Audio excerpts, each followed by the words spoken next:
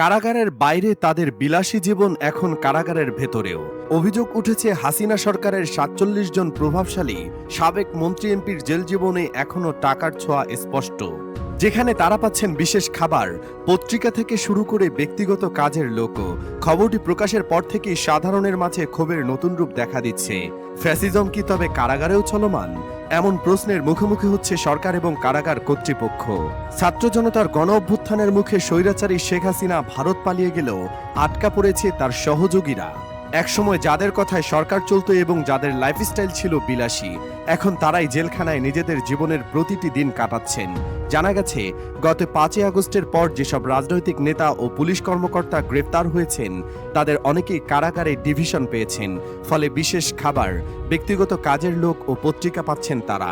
দেশের প্রথম সারির সংবাদ মাধ্যমগুলোর প্রতিবেদন থেকে জানা যায়, বন্দীদের বেশিরভাগের ঠাঁই হয়েছে কেরানীগঞ্জের কারাগারে।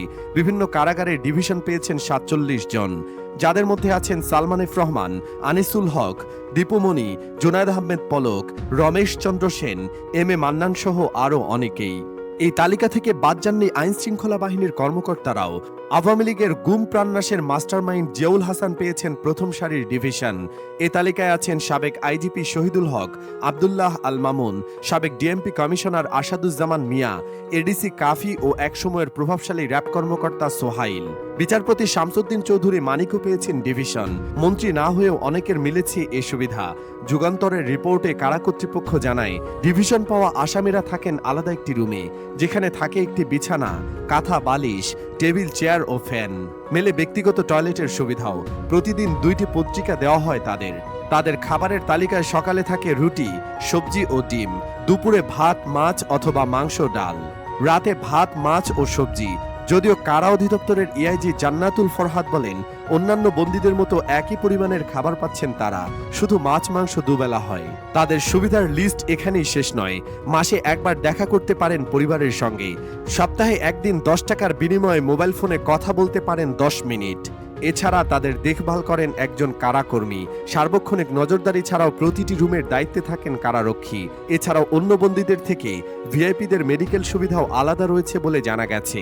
আরেকটি কারাসূত্রের বরাতে আমাদের সময় নিউজ জানায়, 3 বেলা নিয়মমাফিক খাবার দেওয়া হচ্ছে বন্দীদের। ডিভিশন যারা পেয়েছেন তারা নিয়মিত নামাজ পড়া শুরু করেছেন, একে অন্যের সঙ্গে কথা বলছেন, নিজেদের ভুলের প্রায়শ্চিত্তের গল্প বলছেন একে অন্যের কাছে। আরও জানা যায়, ছাত্র জনতার আন্দোলন দমাতে দেশের শীর্ষধনী সালমান এফ রহমান ও সাবেক আইনমন্ত্রী আনিসুল হকের বর্তমানে কেউ খোঁজখবর নিচ্ছেন না। এমনকি আত্মীয় স্বজনরাও তেমন দেখা করতে আসছেন না।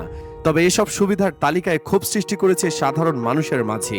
আওয়ামী লীগ সরকারের পতনের পর এই সাবেক মন্ত্রী, প্রতিমন্ত্রী, এমপি ও আইন শৃঙ্খলা রক্ষাকারী বাহিনীর দাপুটে কর্মকর্তারা গ্রেপ্তার হয়ে এখন 14 শিকের বাসিন্দা।